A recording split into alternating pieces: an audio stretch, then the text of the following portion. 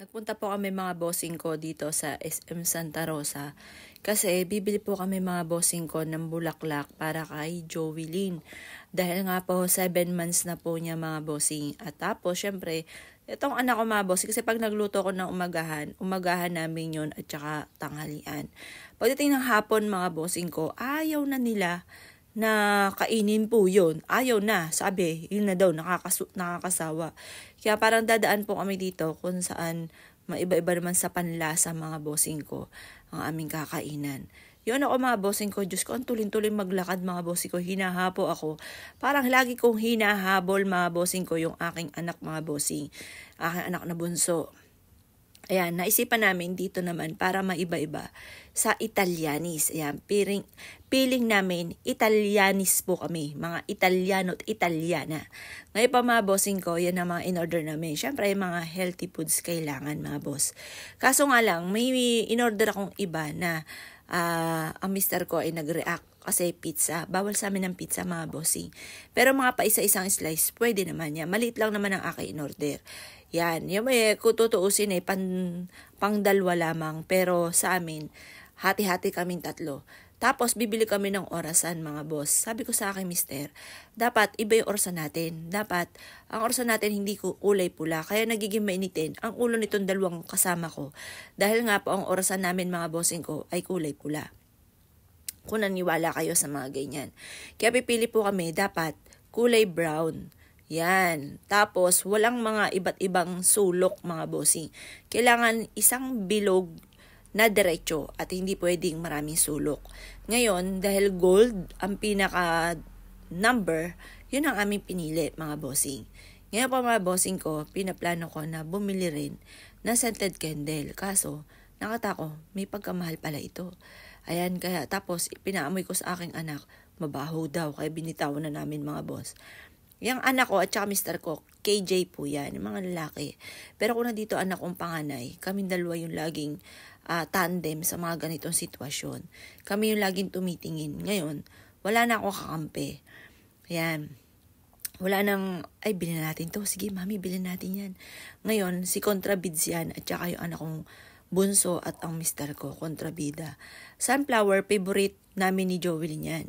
Ayan, favorite ni Jovelyn. Kaya pa nakita ko na sunflower, ay talaga namang ako ay napapawaw. Ngayon, ito yung lagi namin tinitingnan mga bossing ko sa mall, sa SM. Kapag napapadaan kami sa mga bulaklakan dyan, lagi kaming, ay, ang ganda ng bulaklak, yung mga ganyan. Ngayon pa mga bossing ko, naisipan nga po namin na bumili ng bulaklak. Ngayon, sakto-sakto sinabi ng tindera na 20% off daw. Kaya sabi ko, sige nga, try natin. Ito, ang ganda niya. 3,499. 2,700 na lang kasi 20% off. Sabi ng babae, maganda daw yung puti. Pero sa akin hindi. Yung pink na ganun. Yun ang magandang kulay. Yung mga dark masyadong pink, medyo hindi sa akin. Ito yung mga ganyan light lang. Yung kulay, ang ganda. Tapos, naghahanap ako ng tulips kasi yun ang isa rin sa mga favorite ng aking anak. Kaso nga lang, wala. Meron dito kulay red. Ayan. Naano naman akong lagyan na red si ate. Kaya yung gantong kulay na lang, ang ganda. Bagay na bagay. Girlalus na girlalus. Ayan, maganda rin yan. Ang dami mga ganda. Tayo mga babae, mahilig tayo sa mga ganyan. Ayan. Kaya kaagad ako yung umorder mga bossing. Ang ganda-ganda ng mga bulaklak.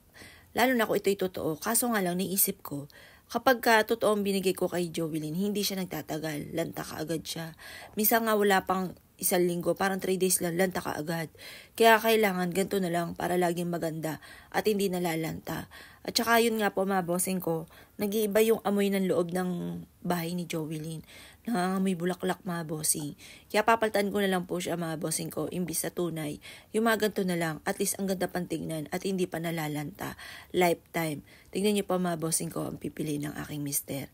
Yan. Ako dito ako nagandahan. Siyempre, mga lalaki, hindi ganun kaano sa mga ganyan. Tayo mga babae ang mag-iisip ng mga ganyan. Para, yun nga po, para mas maganda. Kasi sila, hindi nila kasi yung ganyang ganda. Iba yung mga tinitignan nila dyan, mga bossing. Ngayon po, ang pipili ng mister ko, ito, sunflower. Kasi alam niya, ang favorite ng aking anak, sunflower. Tapos, ito tinuturo na anak ko. Anak kong bunso, ang cute daw ng bilog. Tapos, ayan, ito yung tulip nila. Yan, kulay pula. Kaya parang nagkaroon ako ng alinlangan. Ngayon po mga bossing, ito naman pipili ng mister ko. Yun, yung sunflower. Yan. Yan. Ayan, mamaya pa pala. Wala pa. Ngayon dito ako pupunta mga bossing ko. Yan, yung mga pink. Naghanap ako ng mga pink. Ito, isa rin sa nagustuhan ko. Ang ganda. Yan. Isa to sa mga magaganda mga bossing ko na bulaklak. Nagkakahalaga po yan ng, ayan, tingnan natin, 399 po ata. Pero 270 na lang siya kasi lahat ng bulaklak nila ay 20% off. Yan.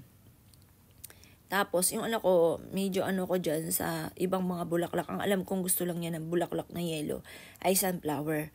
Pero the rest, may syempre, mga girlalus ay kulay pink ang gusto po nila.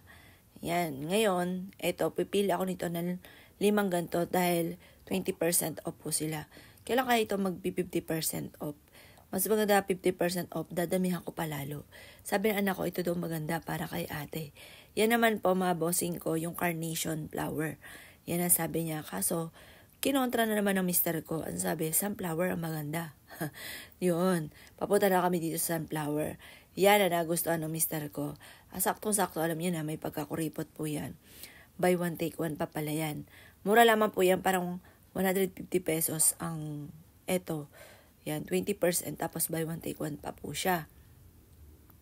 Kaya naisip namin, sige, ito na nga lang bibili namin. Kaya nagkayakagan po kami, ito na lang ang bibilin. Tapos ito yung 4-leaf clover, kaya lang kulay red. Nakakaano maglagay ng red kay ate. Kaya dito kami sa dilaw at doon kami sa pink, mga bossing. Ayan po, pero nire-recommenda ng babae white. Medyo hindi naman kami masyado maano sa white. At alam ko, nung buhay pa rin si ate, hindi siya mahilig din sa white, mga bossing. Ayan. Ngayon po, pasensya na mga bossing ko. Medyo malikot ang ating camera kasi yung ang dami-dami mga tinuturo na iba-ibang bulaklak, pati mister ko. Nalito tuloy ako, tagahanap pa dito kung ano yung maganda. Eto, ang wow na wow. Eto po, 2,700 na lang. Kasi gumagastos po ako mga bossing ko sa 3 days ng 1,000 pesos.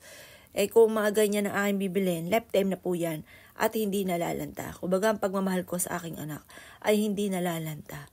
Yan, isang biglaan 2,700. Pero totoong price niyan, 3 plus, 3,700 ata, 3,400 ganyan. Yung totoong price po niya. 20% off. Kaya inabil na namin. Tapos 6 na ganito ang aking bibilin para napakaganda ng pwesto ni Jovelyn. Mapapawaw ka na lang kapag nakita mo dahil napakadaming bulaklak. Ayan po mga bossing ko.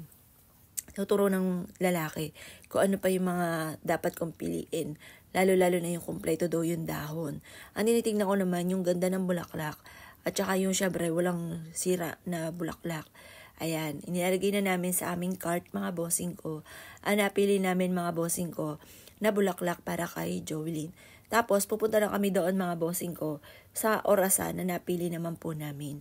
Ayan, 6 na yung pinili ko kasi 6 para sa akin yung pinakamaganda doon. Yan, gusto ko nga rin yan mga bossing ko eh. Hanapan ko ng design si Jovelyn sa kwarto po niya. Yun, tapos pagduduksong-duksongin ko, ilalagay ko sa kama po niya or kaya sa nakasabit sa may pader. Ayun, mas gusto ko kasi parang bongacious na bongacious. Once na merong mga ganyan, ang ganda-gandang tignan. Kasi kung ako babae at nabubuhay din si Jovelyn, ay talagang ganyan-ganyan ang gusto. Alam ko natutuwa siya, gusto po rin niya yan. Alam ko masaya po siya sa bibilin po namin. Tapos ito yung orasan na napili po namin.